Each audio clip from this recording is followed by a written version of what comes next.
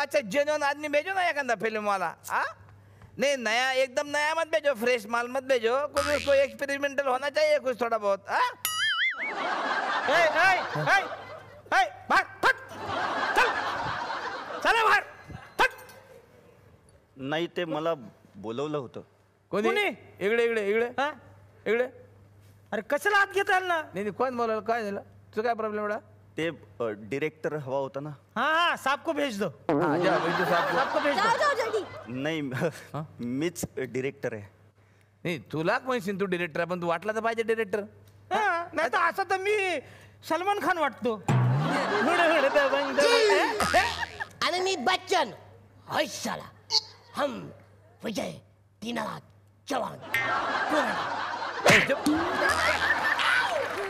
अरे बच्चन जन्मला तेव्हा तुझ्यापेक्षा मोठा होता रे तो. तू बच्चन नाही बाटली तर बुच्चन वाटतं. फारच विनोदी आहात तुम्ही सगळे. हा बापरे ये तुम्ही. इकडे कुठं कुठं. ओके एक मिनिट, तुम्ही म्हणता तुम्ही डिरेक्टर आहात ना. ओके मला सांगा सिनेमा बनवण्यासाठी काय लागतं? हा सरळ साध्या 3 गोष्टी लागतात. हा ते मला माहिती आहे. Entertainment entertainment entertainment. नाही नाही, जिद्द, आत्मविश्वास आणि सर्वात महत्वाचं म्हणजे प्रामाणिकपणा. आणि बजेट? लंडनमध्ये सिनेमा शूट केला तर तो मोठा होतो. 4 गाड्या उडताना दाखवलं तर सिनेमा मोठा होतो. सरळ साधं छान सुंदर असं काही दाखवलं तर ते मोठं नसतं का? नाही मी तुमच्या सिनेमाला दिग्दर्शन करायला नाही आलोय, मागे उभा होतो, हे सगळं ऐकत होतो, राहावलं नाही म्हणून आतमध्ये आलो. एक सांगू महाराज, नॅशनल अवॉर्ड मिळावा म्हणून सिनेमा करायचा नसतो.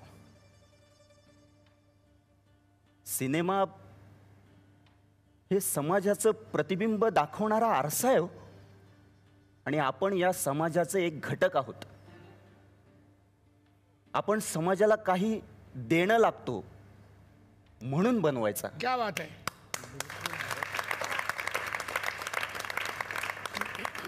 आणि तो बनवायचा तो निस्वार्थीपणाने.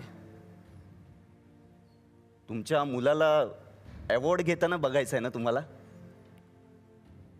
पण त्याला त्यातलं काय कळतं किंवा त्याला त्यातलं काही शिकायचं आहे का, त्याला निस्वार्थीपणाने ते करायचं आहे का, हे कधी जाणून घेतलं? अवॉर्ड कामातून मिळतं महाराज, 4 जणांना कामाला लावून नाही. मला नाही वाटत यातल्या एकाही माणसाने फक्त पैशासाठी सिनेमा केला असेल.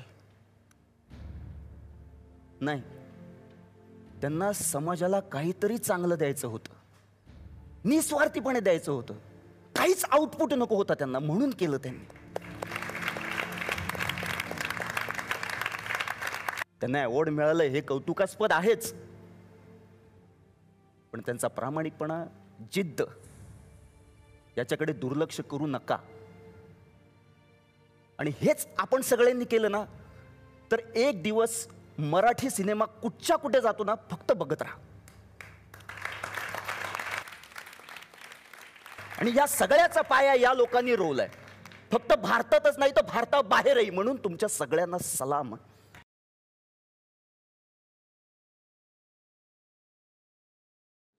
तुम्ही ऑडिशनची गोष्ट सांगितलीत की बरेचसे लोक येत होते आणि पोस्टर्स सगळीकडे खूप फेमस झालेले आहेत. चित्रपटाचे प्रोमोज पण खूप आम्हाला खुणावणारे आहेत चित्रपटाकडे जाण्यासाठी. आणि त्यामध्ये सगळे जे कलाकार होते, म्हणजे गीतांजलीजींना आम्ही बऱ्याच ठिकाणी अभिनय करताना बघतो, पण बाकी कलाकार हे खूप नव्या चेहऱ्याचे होते. म्हणजे यामध्ये शाहिरांची भूमिका करणारे वीरा सर आपल्याकडे आहेत. मी असं ऐकलंय, खरं आहे की नाही मला माहीत नाही, की 200 जणांची ऑडिशन तू साधारणपणे या रोलसाठी घेतली होतीस. वीरा सर, तुमचं मनापासून स्वागत या मंचावरती मी करतो. आणि सगळीकडेच तुमच्या अभिनयाचं खूप कौतुक होत आहे. चित्रपटाला राष्ट्रीय पुरस्कार मिळाला आहे, तुम्हाला कसं वाटतं? खरं पाहिलं तर ज्यावेळेस मला हे माहीत पडलं त्यावेळेस मी एका खेडेगावामध्ये काही कामात होतो आणि आमच्या प्रोडक्शन डिझायनरनी फोन करून सांगितलं की आपल्याला अशी एक गोड बातमी आपल्याकडे आलेली आहे. आणि त्यांनी सांगितलं पूजा तलरेजांनी की आपल्याला नॅशनल अवॉर्ड मिळालेला आहे, सुवर्ण कमळ मिळालेलं आहे. मी म्हटलं बाबा हे बोलू नये आपण सध्या, आपण आधी कन्फर्म करून घेऊया आधी मिळालं की नाही मिळालं, नाही तर आपली गोची व्हायची. मला खूप अभिमान वाटला या गोष्टीचा की या नवीन तरुण लोकांनी अफाट काम केलेलं आहे आणि मी त्याच्यात छोटासा एक सहभाग माझा आहे, याचा सुद्धा मला एक समाधान लाभलं खरं पाहिलं तर मला त्याच्यात. आता मला यायचंय गीतांजली मॅम तुमच्याकडे. तुमची भूमिका काय आहे सिनेमा? माझी भूमिका सरकारी वकिलाची आहे. मी यांच्या अगेन्स्ट आहे विरोधकांच्या. मी सरकारला रिप्रेझेंट करते आणि सरकारने केस फाईल केली आहे ह्यांच्यावर, त्यामुळे मी त्यांना क्रॉस एक्झामिन करते. आणि मी एका मध्यमवर्गीय कुटुंबातून आलेले आहे. मला 2 पोरं आहेत, नवरा आहे, त्यांना मी जेऊ खाऊ घालते आणि नोकरीही करते, ट्रेनमधनं प्रवास करते. आपलं जीवन, माझी नोकरी, माझं घर, असं हे कॅरेक्टर आहे. याच सिनेमामध्ये न्यायाधीशाची भूमिका ज्यांनी साकारलेली आहे प्रदीप जोशी सर. तुमच्याकडे बघताना सिनेमाची जेव्हा मी प्रमोद बघितलं, सिनेमा बघितला, तेव्हा खरंच वाटतं तुम्ही जज आहात. हां, आता हे तुम्ही बोललात म्हणून मी तुम्हाला एक बारीकशी आठवण सांगतो. ज्या शूटिंग चालू होतं आणि मी त्या जजच्या खुर्चीत त्या ह्याच्यावर बसलेलो होतो मंचावर. आणि झालं काय की माझ्या असं लक्षात आलं की असं जाजम जे घातलेलं होतं ना त्याला खूप वळ्या पडल्या होत्या आणि मी उठतो जातो येतो असा हे होता. तर मी म्हटलं मी जाताना नेमका पाय बी अडकला तर त्याच्यासाठी पुन्हा रिटेक. तर म्हणून मी आमच्या नेपथ्य ज्यांनी केलं, सेट ज्यांनी केले, पूजा तलरेजा म्हणून आहे तुमच्या, त्यांना मी सांगितलं की इकडे खूप जाजमाला वळ्या पडले आणि ते पायात येण्याची शक्यता आहे. त्याबरोबर त्यांनी त्यांचा एक असिस्टंट, तो एक मुलगा पाठवला, तो ते हातोडी आणि काय ते घेऊन आला आणि ते तो करत होता.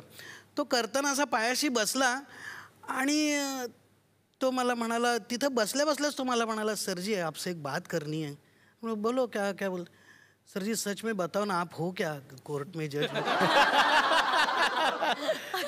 म्हटलं नहीं बेटा, मैं संगीत सिखाता हूँ, अपन बच्चों के साथ में काम करता हूँ, यही मैं करता आया हूँ.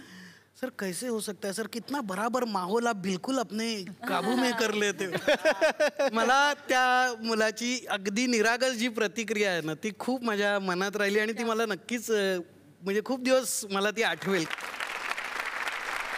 गेली 20 वर्ष मी सर्व प्रकारच्या अपंग मुलांना आणि विशेष करून शारीरिक अपंग मुलांना संगीत आणि नाट्य विषय शिकवण्याचं काम करतो. आता येणार आहे संभाजी भगत सरांकडे, ज्यांच्या खड्या आवाजानं आजच्या या भागाची सुरुवात झाली आणि सगळ्यांच्या अंगावरती शहारे आले. संभाजी सर, मनापासून या मंचावरती स्वागत. कोर्टचं संगीत दिग्दर्शन तुम्ही केलेलं आहे, तुमची काय प्रतिक्रिया? या संगीत जे आहे ते आपल्या लोकांचं आहे, म्हणजे आपलं आहे.